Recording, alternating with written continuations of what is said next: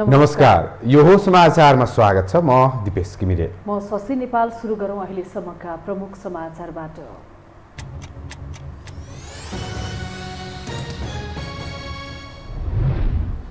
MCC pass गर्ने विषयलाई लिएर सत्ता गठबन्धनमा खटपट, सहमति जुटाउने शीर्ष 3 नेताबीच भेटवार्ता, संशोधन बिना पारित नगर्न प्रचण्ड र माधवको दबाव। स्थानीय निर्वाचनको मिति छिटो तोक्न सरकारलाई एमालेको दबाव, एमसीसी बारे छिटो निर्णय लिन आग्रह, राष्ट्रिय सभा निर्वाचनमा भएको अन्तर्घातको छानबिन गरिने।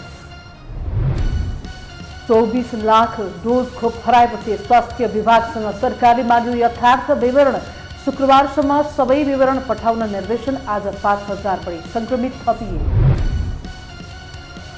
पशुपतिका अतिक्रमित टहरा हटाउन पर्यटन मन्त्रीले निर्देशन दिएपछि व्यवसायी आक्रोशित। पहिले विकल्पको व्यवस्था गर्न माग, कार्यान्वयनमा भने आशंका।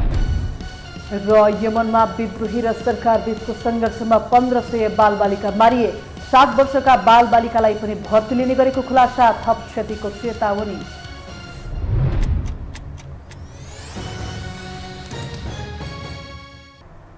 अब समाचार विस्तारमा। सत्ता गठबन्धनका शीर्ष 3 नेता प्रधानमन्त्री शेरबहादुर देउवा, माओवादी अध्यक्ष प्रचण्ड र एकीकृत समाजवादीका अध्यक्ष माधव नेपाल बीच आज भेटवार्ता भएको छ। प्रधानमन्त्रीको सरकारी निवास बालुवाटारमा भएको भेटवार्तामा एमसीसीको विवादले गठबन्धनमा पर्न सक्ने अवसरका बारेमा छलफल भएको बताइएको छ। साथै स्थानीय तहको निर्वाचनको मिति तोक्ने विषयमा पनि नेताहरूबीच परामर्श भएको छ। एमसीसीकै कारण सत्ता गठबन्धनमा कुनै खतरा उत्पन्न हुन नदिनेमा तिनै नेता सहमत भएका छन्।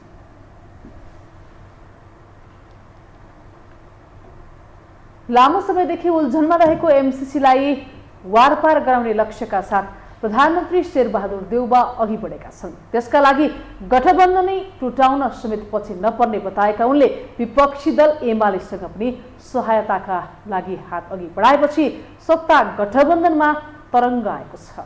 एक रिपोर्ट। लामो समयदेखि चर्चा, परिचर्चा, विरोध र बहसको विषय बनेको मिलेनियम च्यालेन्ज कर्पोरेसन एमसीसी सम्झौतालाई पास गराउन प्रधानमन्त्री शेरबहादुर देउवाले सक्रियता बढाएका छन्। सत्ता गठबन्धनका केही दलहरूको असहमतिका बावजुद पनि देउवा गठबन्धन नै धरापमा पारेर भए पनि एमसीसी पास गराउनतर्फ अघि बढेका हुन्।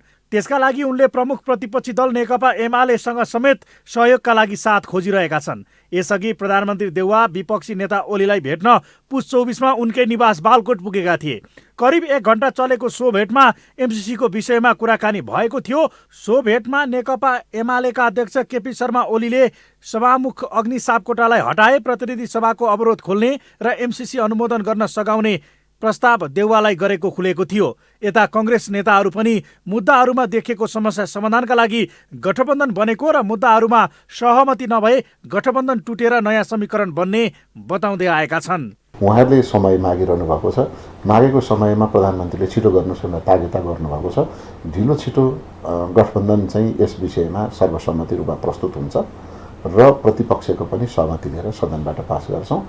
गठबन्धन भत्किने गरी, गठबन्धनमा बेमेल हुने गरी त्यस्तो परिस्थिति नआओस् भन्नेमा नै प्रधानमन्त्री लचिलो भएर एकदम समन्वयकारी भूमिका गरिरहनु भएको छ। त अन्तिममा दलहरूका कारणले नै यो अप्ठ्यारोमा पर्ने स्थिति आयो भने यसको निकासका लागि केही अरू उपायहरू खोजिन्छ। जनता समाजवादी पार्टी जसपाका संघीय परिषद अध्यक्ष डाक्टर बाबुराम भट्टराईले पनि गठबन्धन टुट्छ भने टुटोस्, तर एमसीसी सम्झौता पास गर्नुपर्ने बताएका छन्। एमसीसी सम्झौतालाई आलटाल नगरी सर्वसम्मतिले संसदबाट पारित गर्नुपर्ने उनको भनाइ छ। तर नेकपा एकीकृत समाजवादी र माओवादी केन्द्रमा भने एमसीसीका विषयमा मतभेद देखिएको छ। अर्थात् एमसीसीलाई लामो समय झुलाएर राख्न भन्दा यथाशक्य चाँडो निकास दिने कुरामा गठबन्धन सहमत भए पनि घटक दलहरूमा भने एकमत हुन नसकेको कङ्ग्रेस नेताहरूको भनाइ छ। यद्यपि सत्ता गठबन्धनको अध्ययन कार्यदलका सदस्य नारायण काजी श्रेष्ठले भने यसको खण्डन गरेका छन्। यता देउवा भने यसअघि एमसिसीको पक्षमा रहेको एमालेसँगको सम्बन्ध सहज हुनेमा ढुक्क देखिन्छन्, जुन ओलीको यसअघिकै माग हो। तर एमालेकै नेता डाक्टर भीम रावलले भने एमसिसी पास नगर्न भन्दै प्रधानमन्त्री र सभामुखलाई खुल्ला पत्र नै लेखेका छन्। पहिलो कुरा त नेकपा एमालेका नेताहरू र केपी ओलीजी लगायत सबैले त्यो कार्यदलप्रति इमान्दार भएर त्यसले राखेका तथ्यहरूलाई मनन गर्नुहुनेछ भन्ने मलाई आशा छ। कुनै व्यक्तिले त्यसलाई जबरजस्ती अगाडि लान्छ भने शक्तिको लागि, पदको लागि र कुनै अन्य स्वार्थको लागि विदेशीप्रति उत्तरदायी भएको ठहरिनेछ र इतिहासमा त्यो कलङ्क हुनेछ। म व्यक्तिगत रूपमा प्रतिनिधि सभाको सदस्यको हैसियतले म त्यो प्रस्तावको विरुद्धमा मतदान गर्नेछु। यति बेला देउवा एमसिसी बोक्ने कि गठबन्धन भन्ने दोहोरो दबावमा देखिएका छन्। संसद बैठकमा एमसिसी पेश गर्न तयारी भइरहँदा गठबन्धनको किचलोकै कारण पटक पटक सारिँदै आएको छ। अर्कातर्फ स्थानीय तहको निर्वाचनका लागि ऐन संशोधन गर्न एमाले संसदको अवरोध हटाउने र यही अवस्थामा एमसिसी अनुमोदनका लागि अगाडि लैजाने प्रयासमा देउवा देखिएका छन्। अर्थात् संसद खुलेसँगै एमाले अध्यक्ष ओलीसँग सहमति जुटाएर एमसिसी अगाडि बढाउन सक्ने आकलन भइरहेका बेला देउवाले गठबन्धन टुटे पनि अघि बढ्ने अभिव्यक्ति दिएपछि माहौल अझ तरङ्गित बनेको हो। यो हो टेलिभिजनका लागि क्यामेरामा अभिष्ट लामाका साथमा कुलचन्द्र विष्ट, काठमाडौँ।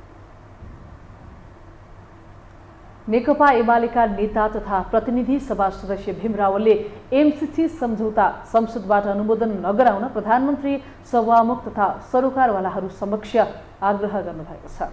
आज नेता रावलले प्रधानमन्त्री, सभामुख, राष्ट्रिय सभाका अध्यक्ष, दलका नेता तथा सांसदहरूका नाममा खुल्ला स्मृति पत्र सार्वजनिक गर्दै एमसिसी सम्झौता राष्ट्रहितमा नरहेकाले संसदबाट अनुमोदन नगराउन ध्यान आकर्षण गराउनु भएको हो। उहाँले एमसिसी सम्झौता अनुमोदन नगरी राष्ट्रिय स्वाधीनता, हित र अस्मिताको दीर्घकालीन सुरक्षाका लागि सबैले पदीय जिम्मेवारी वहन गर्ने अपेक्षा सीमित राख्नुभयो। शक्तिको दबाव र प्रलोभनमा राष्ट्रकै स्वतन्त्रता, स्वाधीनता, हित र स्वाभिमानमा आँच पुर्याउने एमसिसीसँगको सम्झौता यथावत अनुमोदन गर्ने कार्यमा संलग्न हुनु अत्यन्त दुःखद कुरा हो। यसो गर्नु राष्ट्रघातको कलङ्क लगाउनु ठहर्नेछ। यस्तो कुकर्म कसैले नगरौँ। देशभक्त नेपालीहरूले फेरि स्वतन्त्रता, स्वाधीनता र स्वाभिमानको लागि सङ्घर्षमा समय खर्चिनु गर्ने स्थिति उत्पन्न भई राष्ट्र निर्माणको काम पछि पर्न सक्नेछ। यो यस्तो स्थिति आउन नदिन देश र जनताप्रतिको दायित्व इमान्दारीका साथ वहन गर्दै मातृभूमि नेपालको स्वतन्त्र व्यक्तित्वमा एमसिसीसँगको सम्झौताका राष्ट्रघाती प्रावधानहरूको धब्बा लाग्न नदेऊ।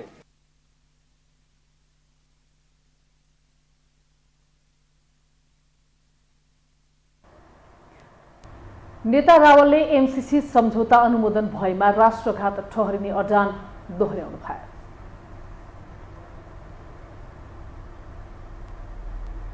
अब बाँकी समाचार। पछिल्लो समय सदन अवरुद्ध गरिरहेको प्रमुख प्रतिपक्ष दल नेकपा एमालेले निर्वाचनको मिति घोषणा गर्न दबाब दिन भन्दै सडक आन्दोलनको तयारीमा छ। निर्वाचनको मिति यथाशीघ्र घोषणा नभए आँधी बेहेरी ल्याउने चेतावनी नै दिएको एमालेको पछिल्लो कदम पनि गठबन्धन फुटाउनेतर्फ नै केन्द्रित देखिन्छ। एक रिपोर्ट। विभिन्न माग राखेर संसद अवरुद्ध गर्नमा रेकर्ड नै बनाएको एमालेले अब एमसिसीमा चलखेल गरेर गठबन्धन फुटाउने रणनीतिका साथ सडक पनि अवरोध गर्न थालेको छ। एमालेका 22 जनवर्गीय संगठनहरू आबद्ध मोर्चा संयन्त्रको शनिबारको बैठकले स्थानीय तहको चुनाव घोषणाका लागि सोमबारसम्म सरकारलाई अल्टिमेटम दिँदै आन्दोलनको कार्यक्रम घोषणा गरेको हो। आन्दोलनको कार्यक्रम अन्तर्गत आइतबार र सोमबारभित्र जिल्लाहरूमा समय तय गरेर जिल्ला सदरमुकाम कार्यालय घेराउ र ज्ञापन पत्र बुझाउने सहितका कार्यक्रम एमालेले सार्वजनिक गरेको छ। निर्वाचनको मिति तत्काल घोषणा नभए आदि बेहरी नै सिर्जना गर्ने एमालेको चेतावनी छ। तर एमालेको सडक आन्दोलन भने यसअघिबाटै जारी सत्ता गठबन्धन टुटाउने रणनीतिक योजनामै केन्द्रित देखिएको छ। भन्नलाई निर्वाचनको मिति घोषणाका लागि दबाब भनिए पनि गठबन्धन फुटाउन फलाम तातेको बेला घन हान्ने रणनीतिमा एमाले लागेको हो। आज हामी सबै जिल्लाहरूबाट जनवर्गीय संगठनहरूको तर्फबाट सिडिओ मार्फत प्रधानमन्त्रीलाई ज्ञापन पत्र दिने कार्यक्रमहरूलाई पनि हामीले सार्वजनिक गरेका छौँ। र यो कोभिडको कारणले गर्दा ठुल्ठुलो जनमानसहरू एकैचोटि भेला गरेर जाने कुरो भन्दा पनि यति गर्दा चुनावको पक्षमा सरकारले बुझ्ला भन्ने छ। बुझेन भने आन्दोलनको आँधी बेहोरीबाट नै संविधान र कानुनको रक्षाको निम्ति छिटोभन्दा छिटो हामी निर्णायक तहको आन्दोलनमा जानुपर्ने परिस्थितिले अथवा समयले हामीसँग माग गरेको छ, हामी त्यसमा जान्छौँ। सत्ता गठबन्धन स्थानीय तहको निर्वाचन जेठभित्र गर्न तयार भएपछि यति बेला गठबन्धनको भविष्यमाथि प्रश्न उठ्न थालेको छ। कङ्ग्रेसका केन्द्रदेखि स्थानीय तहसम्मका नेता कार्यकर्ताहरू गठबन्धनको पक्षमा नदेखिएका कारण स्थानीय तहको चुनावमा गठबन्धन हुने सम्भावना कम छ। यही कारण मिति चाँडो घोषणा भए गठबन्धनमा तलमाथि पार्न सकिने विश्वासमा एमाले छ। अर्कातर्फ जेठमै चुनाव गर्नका लागि सहमति जुटाउने हो भने ऐन संशोधनमा सहमति जुटाउनु पर्ने हुन्छ, तर एमाले संसद बन्द गरिरहने हो भने ऐन संशोधन गर्न समस्या हुन्छ र चुनाव गर्न ढिला हुने देखिन्छ, जसले एमालेमाथि संसद खुलाउनु पर्ने बाध्यता बढ्दै गएको छ। एकातर्फ संसद खुले एमाले अध्यक्ष केपी ओलीसँग सहमति जुटाएर प्रधानमन्त्री देउवाले एमसिसी अगाडि बढाउन सक्ने सम्भावना छ। यसरी आफ्नै रणनीतिमाथि समस्या हुन सक्ने तर त्यसको फाइदा पनि लिन सक्ने अवस्था सिर्जना गर्न एमाले सडक आन्दोलनको अर्को अस्त्र प्रहार गरेको छ। इस्युको आधारमा कुनै राजनीतिक दलको चाहिँ तपाईँको चाहिँ दृष्टिकोण उसको के बन्छ उसैले लिने कुरा हो। जस्तो हामी 74 सालको स्थानीय चुनाव लडिरहँदाखेरि नेपाली काङ्ग्रेस र माओवादी केन्द्र संयुक्त सरकारमा थियो। त्यसको 6 महिना बित्दा नबित्दै होइन हामी चाहिँ फेरि माओवादी केन्द्र र एमाले चाहिँ मिलेर चुनाव लड्ने स्थिति बन्यो। त्यसैले कुनै चिज लाइफ लङ एकदम शाश्वत त्यही मात्र हुन्छ भन्ने कुरामा चाहिँ हामी कसैले पनि विश्वास गर्नु हुँदैन। हुन त एमाले आफू एक्लै निर्वाचनको सामना गर्न पर्याप्त रहेको बताउँदै आएको छ, तर भित्रभित्रै भने कमजोर भइसकेको सत्यताबाट भने बेखबर छैन। फलत गठबन्धनमा फाटो ल्याए मात्र आफू ठुलो दल बन्न सक्ने यथार्थलाई मनन गर्दै त्यसतर्फ एमालेका गतिविधि केन्द्रित देखिन्छन्। गठबन्धनमै गयो भने एमालेको हैसियत त्यति राम्रो छैन, हुँदैन। दम्म त अहिले देखिन्छ नि, अहङ्कार देखिन्छ त्यहाँभित्र पनि। आओस् न हामीले चखाउन जाने त चुनाव त आओस् भन्, भोट दिने त जनता हो नि त। कस्तो क्यान्डिडेट उठ्छ, कसले कता उठाउँछ भन्ने त्यसमा पनि एउटा भर पर्छ, क्यान्डिडेटमा पनि डिपेन्ड गर्छ एउटा कुरो। यदि गठबन्धनको रूपमा गएन भने, गठबन्धन भएर टुटेर गयो भनेदेखि जस्तो काङ्ग्रेस एमाले त छिटो स्थानीय चुनाव भन्नुहोस् भनेर भन्नुपर्छ, छिटो स्थानीय चुनाव भयो गठबन्धन टुट्छ भनेर उसको दाउ। यसै पनि कमजोर धरातलमा बनेको गठबन्धन धेरै टिक्दैन भन्ने विश्वासमा रहेको एमाले त्यसमाथि चौतर्फी प्रहार गरिरहेको छ। यद्यपि कङ्ग्रेसका रामचन्द्र पौडेल, कृष्णप्रसाद सिटौला जस्ता केही नेताहरूले आफ्नो आड भरोसाका लागि गठबन्धन बचाइराख्न पहल गरिरहेका छन्। तर अब एमसिसी र चुनावको अस्त्र एकैचोटि प्रहार गरेको एमाले सडक आन्दोलन पनि थप गरेपछि भने गठबन्धन सङ्कटमा परेको हो। यो हो टेलिभिजनका लागि क्यामेरामा शिरज श्रेष्ठका साथमा कुलचन्द्र विष्ट, काठमाडौँ। प्रमुख प्रतिपक्षी दल नेकपा एमालेकी सचिव पद्मा अर्यालले स्थानीय तहको निर्वाचन मिति छिटोभन्दा छिटो घोषणा गर्न सरकारलाई दबाब दिनुभएको छ। आज नेकपा एमालेको केन्द्रीय कार्यालय टिमको बैठकपछि सञ्चारकर्मीहरूसँग संक्षिप्त प्रतिक्रिया दिँदै सचिव अर्यालले सरकारले स्थानीय तहको निर्वाचन मिति छिटोभन्दा छिटो घोषणा गर्नुपर्ने बताउनु भएको हो। उहाँले स्थानीय तहको निर्वाचन वैशाख महिनाभित्रै सक्नुपर्ने पनि बताउनु भयो। तहको निर्वाचनका सन्दर्भमा पार्टीकै स्थायी समितिको बैठकले आधिकारिक धारणा सार्वजनिक गर्छ। त्यही पनि विगतदेखि हामीले भनि नै आएका छौँ, स्थानीय निर्वाचन वैशाखको महिनाभित्र सक्नुपर्छ। त्यसैले छिटोभन्दा छिटो सरकारले घोषणा गरोस् भन्ने नेकपा एमालेको कुरा हो। सचिव अर्यालले एमसिसी संसदमा दर्ता भएको अवस्थामा मात्रै एमाले आफ्नो धारणा स्पष्ट पार्ने बताउनु भयो। अब सरकारले अहिले छलफल अगाडि बढाउन खोजिरहेको छ। त्यो एमसिसी संसदमा दर्ता हुन्छ कि हुँदैन अहिले त कुनै यकिन छैन। त्यसैले त्यो विषयमा अहिले छलफल गरिरहन हामीले उपयुक्त ठानेका छैनौँ। पार्टी महासचिव शङ्कर पोखरेलको अध्यक्षतामा बसेको केन्द्रीय कार्यालय टिमको बैठकले पार्टीको जिल्ला अधिवेशन र भर्खरै सम्पन्न भएको राष्ट्रिय सभा निर्वाचनको सम्बन्धमा समीक्षा गरेको सचिव अर्यालले जानकारी दिनुभयो। निर्वाचन आयोगले राष्ट्रपति विद्यादेवी भण्डारीलाई राष्ट्रिय सभाको निर्वाचन प्रतिवेदन बुझाएको छ। गत 12 गते बुधबार सम्पन्न राष्ट्रिय सभाको निर्वाचनको परिणाम सहितको प्रतिवेदन आयोगले बुझाएको हो। निर्वाचन आयोगले राष्ट्रिय सभा निर्वाचनको परिणामसँगै वार्षिक प्रतिवेदन पनि बुझाएको राष्ट्रपति कार्यालयले जनाएको छ। हामीसँग समाचार बाँकी नै छन्, अहिलेलाई विश्राम। विश्रामपछि स्वागत छ अब बाँकी समाचार। नीतिगत निर्णय र त्यसको कार्यान्वयन सहित व्यवस्थापकीय सुधारका काम गर्नुपर्ने मन्त्रीहरू अहिले मन्त्रालयमा भन्दा बढी सडकमा भेटिन्छन्।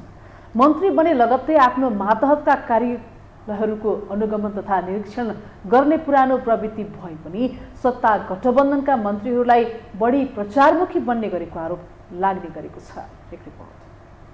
आजभोलि हाम्रा मन्त्रीहरू मन्त्रालयमा भन्दा बढी निरीक्षण तथा अनुगमनका क्रममा विभिन्न स्थलमा भेटिने गर्दछन्। हरेक दिन केन्द्र वा प्रदेशका कुनै न कुनै मन्त्री अनुगमनमा निस्किएकै हुन्छन्। अनुगमन तथा निरीक्षणमा पर्यटन मन्त्री आले तुलनात्मक रूपमा बढी माहिर देखिएका छन्। उनी हरेक दिन जसो अनुगमनमा नै व्यस्त छन्। आलेसँगै शिक्षा मन्त्री देवेन्द्र पौडेल पनि विद्यालय, मेडिकल कलेजदेखि विश्वविद्यालयसम्म चाहारिरहेका छन्। केन्द्रका मात्र होइन, प्रदेशका मन्त्रीहरू पनि निरीक्षणमा जाने गरेका छन्। शुक्रबार बागमती प्रदेशका श्रम, रोजगार तथा यातायात मन्त्री घनश्याम दाहालले हेटौँडादेखि धाएर यातायात व्यवस्था कार्यालय गुर्जुधारा काठमाडौँको अनुगमन गरे। मन्त्रीहरू मात्र होइन, प्रधानमन्त्री भए लगत्तै प्रधानमन्त्री शेरबहादुर देउबा आफैले खोप केन्द्रको अनुगमन गरेका थिए। तर के अनुगमन गर्दैमा नीतिगत वा व्यवस्थापकीय सुधार हुन्छ त? नागरिकहरूले सुधारको अनुभूति गर्न पाएका छन् त? पटक्कै छैन। नागरिकको जनजीविकासँग प्रत्यक्ष जोडिएको स्थलहरूको अनुगमन प्रभावहीन प्राय छ। न त प्रधानमन्त्रीको अनुगमनले अस्तव्यस्त खोप केन्द्रमा सुधार आयो, न त मन्त्रीहरूको अनुगमनले जनजीविकामा कुनै तात्विक फरक आयो। मन्त्रीहरू सकारात्मक परिवर्तन भन्दा सस्तो प्रचारका लागि अनुगमनमा व्यस्त बनेको विश्लेषकहरू बताउँछन्। यो एउटा पोलिटिकल स्टन्ट मात्रै लाग्छ मलाई हैन। त्यो पोलिटिकल स्टन्टलाई नेपालीमा के भन्ने एउटा राजनीतिका लागि त्यो चाहिँ अब निर्वाचन पनि आउँदैछन् हैन। त्यो निर्वाचनमा चाहिँ आफ्नो छविलाई अलिकति उज्याउनको लागि चाहिँ एउटा नक्कली मुभमेन्ट नक्कली काम जस्तो लाग्छ मलाई चाहिँ हैन। अनुगमन गर्नेलाई पनि र अनुगमनमा सम्बन्धित निकाय पनि जहाँको अनुगमन हुँदैछ, यी दुवैले के बुझेका छन् भने यो छेडिक एउटा समयको नाटक हो। मन्त्रालय अन्तर्गतका चाहिँ काम कारबाहीहरू छन् हैन, केही सीमित भए पनि त्यहाँ पनि नीति नियमलाई खास कार्यान्वयन गर्ने त हैन। त्यो जुन कार्यविधि भन्छ त्यसले चाहिँ कङ्क्रिट गर्छ त्यसलाई। त्यसमा चाहिँ मन्त्रीहरूलाई थाहै छैन, विषयवस्तु नै थाहा छैन उनीहरूलाई। यता सर्वसाधारणहरू मन्त्रीहरूको अनुगमन शैली आफैमा राम्रो भए पनि परिणामविहीन हुने गरेको बताउँछन्। अनुगमनका लागि अनुगमन भन्दा पनि आम नागरिकले परिवर्तनको महसुस गर्ने गरी परिणाममुखी काममा केन्द्रित हुनुपर्ने उनीहरूको जोड छ। समस्या समाधान गर्दा गर्दै पनि त्यो निकायले त्यो अनुसारको काम गरेन भने पनि त्यसले किन काम गरेन, कारबाही पनि गर्नु पर्यो भन्ने हो। हिँड्न त यसरी पहिला पनि धेरै मन्त्रीहरू हिँडिरहनु भएकै हो, तर जुन क्षेत्रमा हुनुपर्ने सुधार चाहिँ कहीँ कतै पनि अहिलेसम्म देखाएको छैन। भल त आफ्नो ठाउँमा एकदम राम्रो छ, तर त्यो किसिमले चाहिँ जुन किसिमको चाहिँ नतिजा अर्थात् चाहिँ परिणाम रिजल्ट निस्कनु पर्ने हो, त्यो रिजल्ट त्यहाँबाट आउन्न। मन्त्रीको जिम्मेवारी योजनामुखी भएर नीतिगत निर्णय गरी तिनको कार्यान्वयन गराउनु हो। यही कामका लागि मातहतै पछि अलग अलग कार्यालय समेत छन्। कार्यान्वयनको अवस्थाबारे खोजी नीति सहित प्रभावकारी कार्यान्वयनमा सक्रियता बढाउन अनुगमन विभाग समेत छ। अधिकांश मन्त्रालयको अनुगमन शाखा कार्यालयहरू छन्, तर सरकारका मन्त्री कानुनले तोकेको जिम्मेवारीमा खरो उत्रिने भन्दा पनि सस्तो प्रचारबाजीका लागि अनुगमन र निरीक्षणको नाममा सस्तो लोकप्रियता कमाउनमै व्यस्त छन्। अनुगमन आफैमा राम्रो हो, तर परिणामविहीन अनुगमनको कुनै अर्थ छैन। यसतर्फ सरकारवालाको ध्यानाकर्षण हुन जरुरी छ। यो हो टेलिभिजनका लागि क्यामेरामा आशिष तामाङका साथमा निम्लेकी शेर्पा, काठमाडौँ। पछिल्लो 24 घण्टामा नेपालमा थप 5292 संक्रमित थपिएका छन्। स्वास्थ्य तथा जनसङ्ख्या मन्त्रालयले सार्वजनिक गरेको विवरण अनुसार 10,368 जनाको PCR परीक्षण गर्दा 3,472 जनामा संक्रमण पुष्टि भएको छ भने 5,720 जनाको एन्टिजेन परीक्षण गर्दा 1,820 जना नयाँ भेरिएन्ट पुष्टि भएको छ। त्यस्तै संक्रमणका कारण थप 8 जनाको ज्यान गएको छ। नेपालमा सक्रिय संक्रमितको संख्या 79,272 पुगेको छ।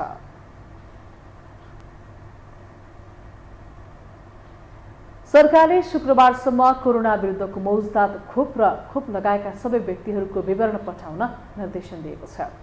मन्त्री स्तरीय बैठकले स्वास्थ्य सेवा विभाग अन्तर्गतको व्यवस्थापन महाशाखा 7वटै प्रदेश स्वास्थ्य आपूर्ति व्यवस्थापन केन्द्र लगायतलाई 21 गते दिउँसो 4 बजेभित्र विवरण उपलब्ध गराउन निर्देशन दिएको हो। अभिलेख नराखी 24 लाख खोप हराएको समाचार बाहिरसँगै मन्त्रालयले खोप अभिलेख सम्बन्धमा छानबिन गर्न समिति गठन गरेको छ। समितिले अब खोपको यथार्थ स्थिति सार्वजनिक गर्नेछ। कोरोना महामारीका कारण रोकिएको त्रिभुवन विश्वविद्यालयका विभिन्न संकायका परीक्षा आगामी फागुनदेखि सुरु हुने भएको छ। आज बसेको त्रिभुवन विश्वविद्यालयका पदाधिकारीको बैठकले रोकिएको परीक्षा आगामी फागुनदेखि गर्ने निर्णय गरेको हो। नेपालमा कोरोनाको नयाँ भेरिएन्ट ओमिक्रोन फैलिएसँगै त्रिवीले 9 माघदेखि परीक्षा स्थगित गर्ने निर्णय गरेको थियो।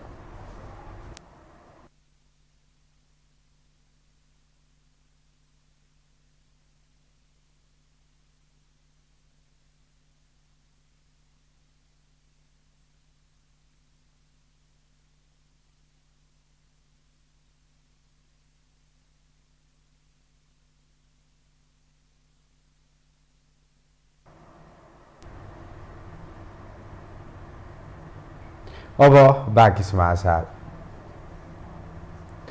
एकपछि अर्को एक्सनमा उत्रिएका पर्यटन मन्त्री प्रेम आलेले हिजो मात्र पशुपति क्षेत्रको अनुगमन गरे। अनुगमनको पश्चात उनले मन्दिर क्षेत्रमा अतिक्रमण गरी निर्माण गरिएका टहराहरू हटाउन निर्देशन दिएका छन्। तर मन्त्रीको यो निर्देशनपछि त्यहाँका व्यापारीहरू भने आक्रोशित बनेका छन्। एक रिपोर्ट। जति पटक मन्त्री परिवर्तन भए त्यति पटक नै पशुपति मन्दिर क्षेत्रमा रहेका टहराहरू हटाउन मन्त्रीहरूले निर्देशन दिँदै आएका थिए। तर त्यहाँका टहरा हटाउन भने कुनै मन्त्रीले सकेनन्। पशुपति मन्दिर क्षेत्रमा रहेका टहरामा लामो समयदेखि स्थानीयले व्यापार गर्दै आएका छन्। उनीहरूले पशुपति विकास कोषसँग सम्झौता गरेर नै त्यहाँ मन्दिरमा चाहिने सामानहरूको व्यापार गर्दै आएका हुन्। उनीहरूको दैनिकी नै त्यही पसलबाट चलेको छ। तर फेरि पनि आइतबार पशुपति क्षेत्रको निरीक्षण तथा अनुगमन गर्दै मन्त्री प्रेम आलेले त्यस क्षेत्रमा रहेका सरकारी जमिन अतिक्रमण गरी निर्माण गरिएका टहराहरू 15 दिनभित्र हटाउन निर्देशन दिएका छन्। मन्त्रीको निर्देशन कार्यान्वयन नभए कानुनी प्रक्रियामा जाने पशुपति क्षेत्र विकास कोषले प्रश्न पारेको छ। हामीले पटक पटक सूचना गरि पनि सकेका छौँ र त्यसलाई अहिले थप मन्त्रीज्यूले थप निर्देशन दिनुभएको, त्यो निर्देशन बमोजिमको फेरि थप सूचना र उहाँहरूलाई जानकारी गराउने कुरा, उहाँहरूसँग छलफल गर्ने कुरा रहन्छ। यी सबै प्रक्रियाहरू अन्तर्गत जान्छ। त्यसपछि पनि भएन भने त फेरि एउटा कानुनी ढङ्गले जाने कुरा, प्रशासनिक हिसाबले जाने कुरा रहन्छ। यता व्यापारीहरू भने मन्त्रीको ठाडो निर्देशनबाट आकर्षित बनेका छन्। 200 भन्दा बढी टहरामा व्यापार गर्दै आएका उनीहरूले आफूलाई विकल्प दिनुपर्ने माग गर्दै आएका छन्। अर्को ठाउँमा उचित व्यवस्थापन नगरेसम्म उनीहरू टहरा हटाउन तयार छैनन्। जबरजस्ती टहरा हटाइएमा आत्महत्या गर्नेसम्मको चेतावनी उनीहरूले दिएका छन्। कसैलाई दिने कसैलाई नदिने हटाउनु त भएन। अब मुख्य कुरो चाहिँ के भन्नुहुन्छ भनेदेखि हामीलाई व्यवस्था गरिदिनुहोस्, हामी यहाँ बस्न चाहँदैनौँ पनि। हामी उहाँहरूसँग लड्न खोजेको होइन। हामीहरूको रोजीरोटी त हामीलाई चाहियो। व्यवस्थित गरिदिनुहोस्, हामी हाँसी हाँसी खुसी खुसी जान्छौँ। अव्यवस्थित गरेर त्यो पुलिस प्रशासन लगाएर डन्ना मचाएर बर्साएर गर्नुहुन्छ भने उहाँहरूकै अगाडि आत्महत्या गर्ने हो। हामी त विकास कोषमा गएर विकास कोषको निर्देशनमा हुने हो। यहाँ हामीलाई चाहिँ अलिक यसो सहमति छैन। यो तत्कालका आवाज आक्रोशमा बोलेर चाहिँ नि हामीलाई पनि अलिकता अप्ठ्यारो लागिरहेछ। त्यस्तो बुझेको पनि छैन। 15 दिनमा तत्काल हटाउने भनेको कुरा नराम्रो हो नि। गरी आइरहेको ठाउँमा 13 वर्ष भइसक्यो। लगभग 3-4 वटा सचिवहरूले फेरिसक्यो। पसल हटे पनि के गर्ने अब भन्नु त। यति पसल लिएर कहाँ जाने, के गर्ने, कहाँबाट खाने त्यो थाहै छैन। अब रोटी बेच्ने मान्छे, चिया बेच्ने मान्छे सबै जाने यही पसलबाट जिएको छ। अब पसल हटाए पनि के गर्ने अब भन्नु न तपाईँ पनि। म सन्तुष्टि त कहाँ हुनु र, मलाई पनि राम्रो ठाउँमा राखेर चल्ने ठाउँमा होइन पसल राम्रो ठाउँमा राखिदियोस्। 2-4 पैसा कमाएर खान सक्ने बेला अब कहाँ जाने बुढेसकालमा कैन भन् त। होइन बाबु, बुढेसकालमा सकिँदैन अन्त गएर काम गरेर खान जानलाई त होइन। राम्रो ठाउँमा राखोस्, त्यही हो। सबैलाई व्यवस्था गरिदियोस्, त्यही त हो नि। हुन त मन्त्री ग्राउन्डमै पुगेर त्यहाँ भइरहेको अनियमितता विरुद्ध कदम चाल्नु आफैमा सकारात्मक कुरा हो। तर मन्दिरको सौन्दर्यमा बढाउने जस्ता ससाना काम भने पशुपति विकास कोष आफैले तदारुकताका साथ गर्नुपर्ने हो। त्यसका लागि सम्बन्धित निकायलाई जिम्मेवारी दिने भन्दा मन्त्री आफै कुद्नुलाई सस्तो लोकप्रियताको लालसा देखाइएको कतिपयको आरोप छ। कतिपय विषयमा मन्त्रीहरूको निर्देशनमै सीमित रहने गरेका छन्, जुन प्रवृत्ति पशुपति क्षेत्रमा समेत दोहोरिने हो कि भन्ने आशंका व्यक्त छ। यो हो टेलिभिजनका लागि क्यामेरामा आशिष तामाङका साथमा लीलामाया ठटाल, काठमाडौँ। नेपाली कांग्रेसको विद्यार्थी संगठन नेपाल विद्यार्थी संघमा आबद्ध विद्यार्थीहरूले शीघ्र संघको महाधिवेशन गर्न पार्टी नेताहरूलाई दबाब दिएका छन्। आज पार्टी केन्द्रीय कार्यालय सानेपा पुगेका काठमाडौँ, ललितपुर र भक्तपुरका विभिन्न क्याम्पसमा अध्ययनरत विद्यार्थीहरूले आफ्नो संगठन नेवी संघको महाधिवेशन तत्काल गर्न माग गर्दै दबाब दिन सुरु गरेका हुन्। नेवी संघलाई गतिशील बनाई क्याम्पसहरूको शैक्षिक गतिविधिलाई प्रभावकारी बनाउन पनि छिटोभन्दा छिटो विधान सम्बद्ध ढङ्गले तदर्थ समिति गठन गरी संघको महाधिवेशन सम्पन्न गर्न पार्टी नेताहरूलाई दबाब दिने अभियान सुरु गरिएको नेवी संघमा आबद्ध विद्यार्थी विनोद राज जोशीले बताउनुभयो। किसिमले अधिवेशन गर्नको लागि चाहिँ अहिले तदर्थ समिति पनि नभएको स्थितिमा चाहिँ हामीले चाहिँ छिटोभन्दा छिटो तदर्थ समितिलाई चाहिँ निर्माण गरेर नेपाल विद्यार्थी सङ्घको अधिवेशन गरेर यसलाई गतिशील बनाउनका लागि चाहिँ जो पनि नेताहरू हिजोको दिनमा नेपाल विद्यार्थी सङ्घको नेतृत्व गर्दै आज पार्टीको नेतृत्वतामा पुग्नु भएको छ, उहाँहरूलाई आफ्नो अभिभावक ठानी उहाँहरूलाई चाहिँ यो गतिरोधलाई हटाउनको लागि नेपाल विद्यार्थी सङ्घलाई छिटोभन्दा छिटो यसको चाहिँ अधिवेशनको माहौल अगाडि बढाउनको लागि चाहिँ हामीले अनुरोध गर्ने हाम्रो यो अभियान हो।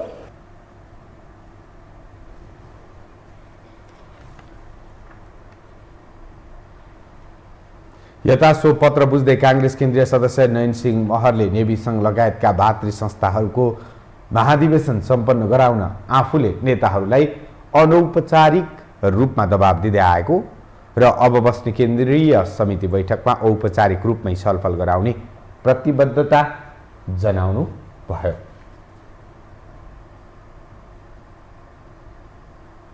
अब आर्थिक समाचार।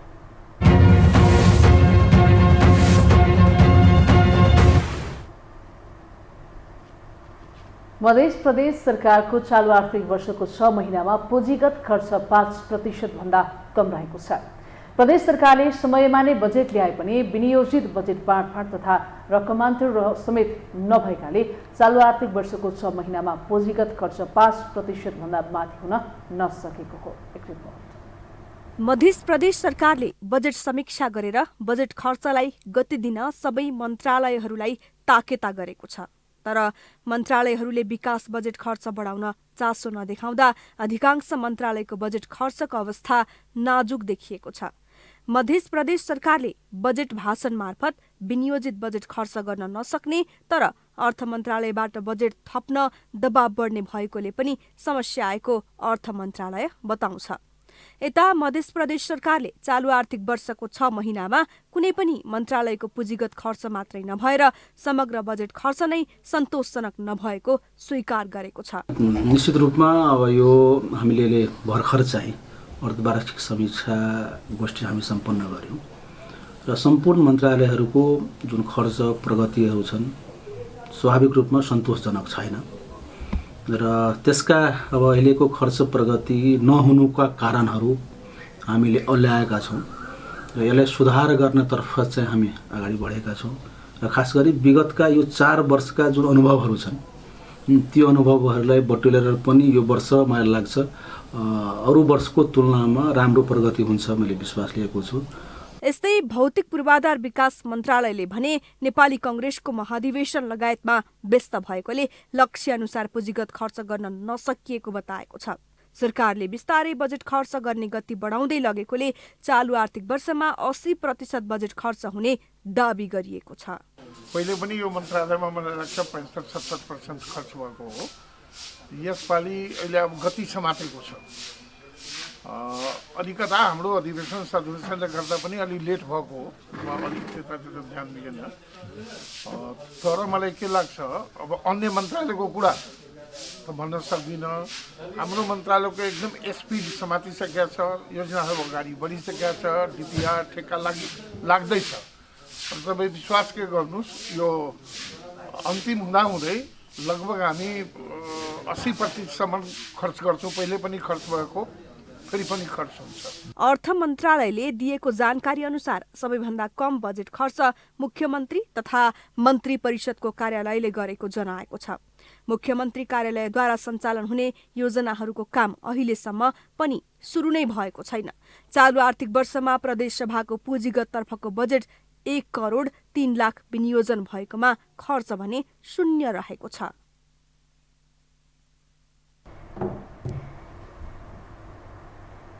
साताको दोस्रो कारोबार दिन शेयर बजार मापक नेप्से परिसूचकमा 13.5 अङ्कले गिरावट आएको छ। आइतबार 105.55 अङ्कले वृद्धि भएको नेप्से परिसूचक आज भने 13.48 अङ्क घटेर 2827.05 बिन्दुमा झरेको हो। त्यस्तै सोमबार सेन्सिटिभ इन्डेक्स 0.08 अङ्क घटेको छ भने फ्लोट इन्डेक्स 1.54 अङ्क र सेन्सिटिभ फ्लोट इन्डेक्स 1.23 अङ्कले घटेको छ। आज कारोबारमा आएका 225 कम्पनीको 1 करोड 1 लाख 5 हजार किता शेयर 5 अर्ब 15 करोड 41 लाख 77 हजार रुपियाँ बराबरको खरिद बिक्री भएको छ। आज नेप्से परिसूचकसँगै कारोबार रकममा समेत गिरावट आएको छ।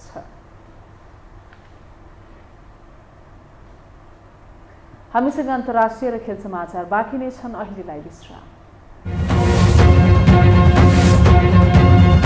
विश्रामपछि स्वागत छ। अब पालो अन्तर्राष्ट्रिय समाचारको।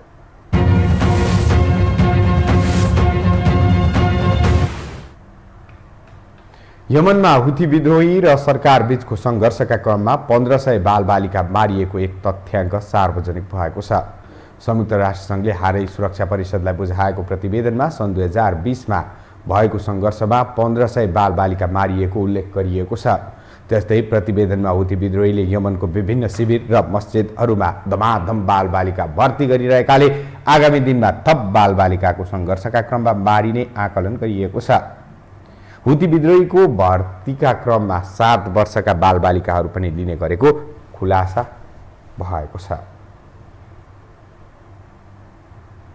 अब खेल समाचार।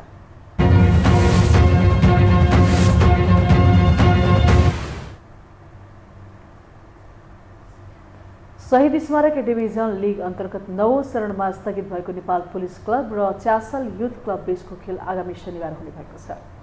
च्यासलका 19 जना खेलाडीमा कोरोना संक्रमण भएपछि पूर्व निर्धारित समयमा हुन नसकेको खेल शनिबार गर्ने तयारी भएको इन्फाले जनाएको छ। लिगमा खराब समयबाट गुज्रिरहेका दुवै टोलीका लागि यो खेल निकै महत्त्वपूर्ण मानिएको छ।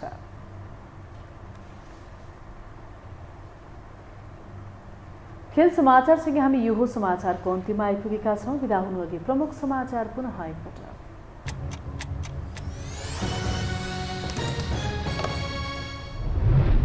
एमसीसी पास गर्ने विषयलाई लिएर सत्ता गठबन्धनमा खटपट, सहमति जुटाउन शीर्ष 3 नेताबीच भेटवार्ता, संशोधन बिना पारित नगर्न प्रचण्ड र माधवको दबाव।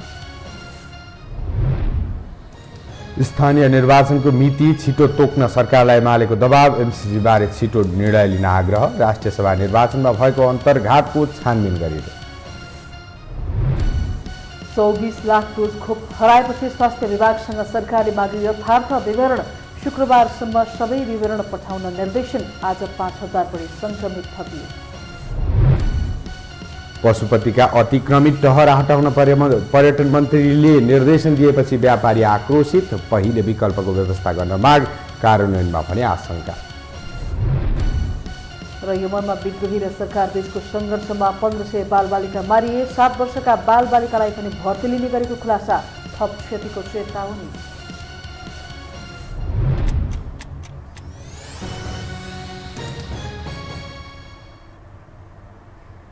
हवस् त यो समाचार सकियो। समाचार बुलेटिनका साथै यो टेलिभिजनका सम्पूर्ण कार्यक्रम यो टेलिभिजन.com, यो खबर.com, युट्युब र फेसबुकमा पनि पढ्न र हेर्न सक्नुहुनेछ। मोबाइलमा यो टिभी एप डाउनलोड गरी हामीलाई प्रत्यक्ष हेर्न सक्नुहुनेछ। तथ्यसहितको निष्पक्ष समाचार तथा मनोरञ्जनका लागि यो टेलिभिजन हेर्दै गर्नुहोला। नमस्कार।